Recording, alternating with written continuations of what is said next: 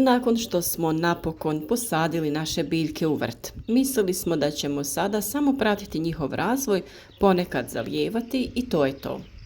To je jedan način uzgoja, ali nikako nije najefikasniji i najproduktivniji. Kada smo se već toliko potrudili da uzgojimo zdravu i jaku presadnicu, pravilno ju presadimo u zemlju, tada moramo da nastavimo i sa pravilnim uzgojem.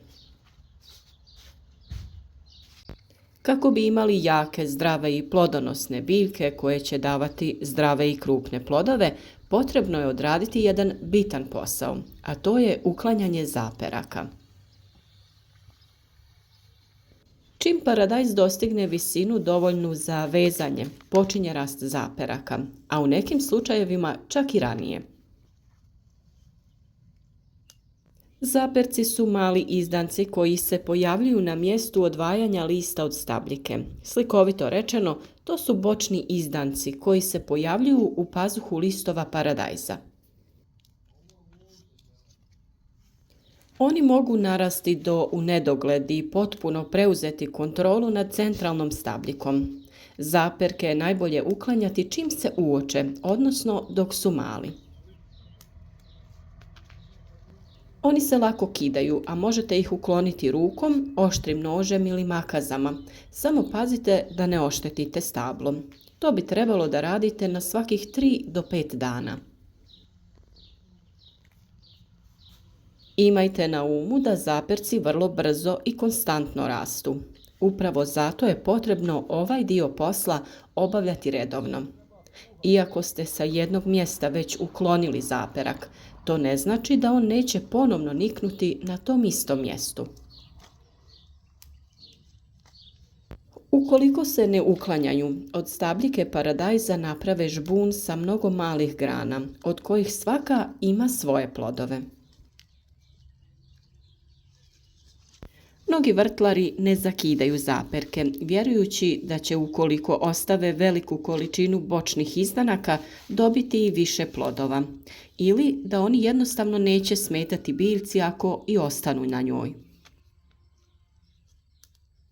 Ali ti plodovi su onda veoma sitni i često neupotrebljivi, jer biljka ne može kvalitetno da hrani toliko mnogo izdanaka. Na sredini životnog ciklusa paradajza možda ih više nećete sretati na donjem dijelu koji je tada veoma čvrst i zadebljao, ali će se sigurno pojavljivati u višim dijelovima biljke. Kako bismo imali veće plodove paradajza, važno je otkidati zaperke na stabljici, a oni se uklanjaju iz nekoliko razloga. Naime, kada bismo pustili biljku da se slobodno razvija, poprimila bi grmolik izgled čiji se listovi mrse. To uzrokuje slabiju prozračnost, a tada postoji i opasnost od razvoja gljivičnih oboljenja. Biljka kojoj dopustite da joj slobodno rastu zaperci daje manje plodove slabije kvalitete. Do njih sunce teže prodire i zbog toga neravnomjerno dozrijevaju.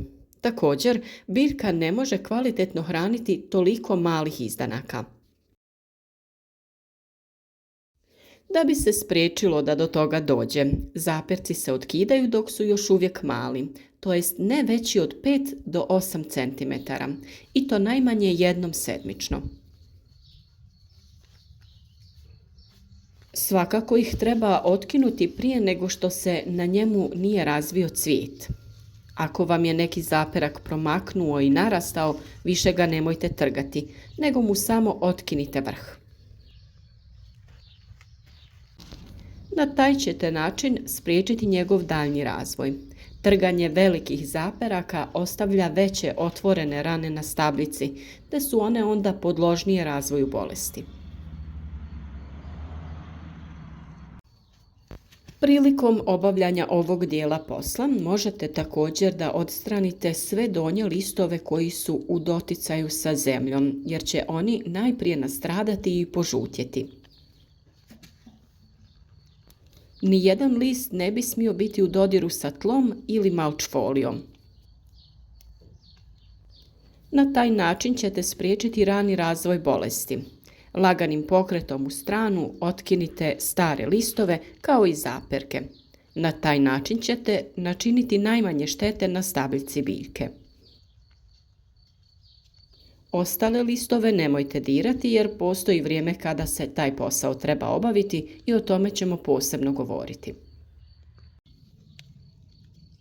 Nakon zakidanja, tretirajte stabljike prihranom u vidu vode u kojoj je bila potopljena kopriva, gavez, maslačak ili djetelina. Može se dodati i mlijeko sa sodom bikarbonom zbog dezinfekcije, jer kada se kidaju zaperci i listovi, dolazi do oštećenja stabljike i prodora patogena u biljku. Ako želite ostaviti neke zaperke, neka to bude ispod prve cvjetne grane. Iza nje se formira druga grana koja ide u 2 reda, ali tada računajte na malo sitnije plodove. U tom slučaju pojačajte ishranu paradajza.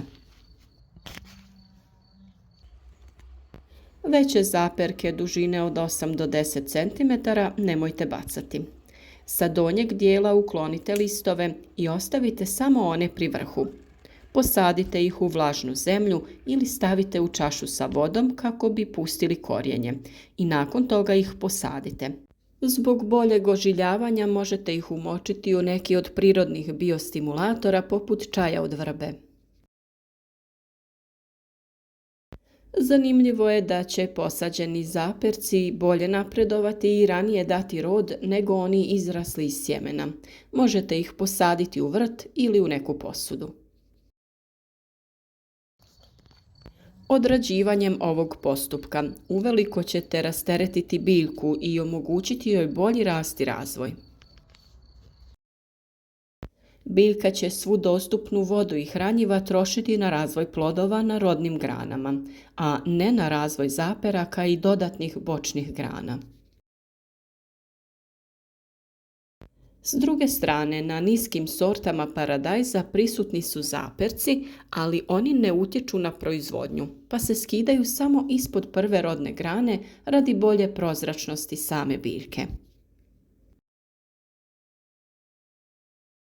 Visoke sorte mogu se uzgajati na jedno stablo, čime se postiže ranije dozrijevanje i krupniji plodovi, ali i na 2, kada je dozrijevanje kasnije, plodovi sitniji, ali ukupan prinos veći. Pri uzgoju na 2 stabla potrebno je ostaviti prvi zaperak ispod prve rodne grane, a ukoliko se želi 3. stablo, najčešće kod poluvisokih sorti, onda se ostavlja prvi zaperak iznad prve rodne grane. Jedan dodatni savjet za kraj je to da je najbolje da koristite rukavice dok obavljate ovaj posao, jer stabljike paradajza boje našu kožu, koja se mora i više puta prati dok sav zeleni pigment ne izađe iz nje. Malčiranje zemljišta tokom proizvodnje paradajza često se primjenjuje kako na otvorenom, tako i u zaštićenom prostoru, daje veoma dobre rezultate. U tu svrhu koristi se organski i anorganski malč. Organski malč podrazumijeva nastiranje zemljišta slamom, kompostom, piljevinom, dok u anorganski spadaju folije u boji i agrotekstil. Obje vrste malča dovode do povećanja temperature zemljišta, sprječavanja rasta korova, smanjenja broja zalijevanja, čime se postižu povoljni mikroklimatski uslovi, a time i bolji porast biljke, ranija berba i veći prinosi.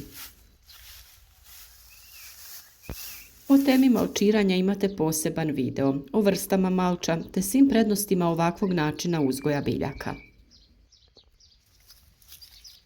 Sve ove uklonjene zaperke možete iskoristiti kako bi napravili prirodno hranjivo i insekticid, no to je tema za poseban video koji će uskoro biti na našem kanalu. O uzgoju paradajza već smo objavili dosta videa, pa ukoliko budete pratili naše savjete i koristili barem neke od preporučenih metoda, vjerujem da ćete imati jako zdrave biljke. A što je najbitnije, imati ćete zdrave, krupne i kvalitetne plodove.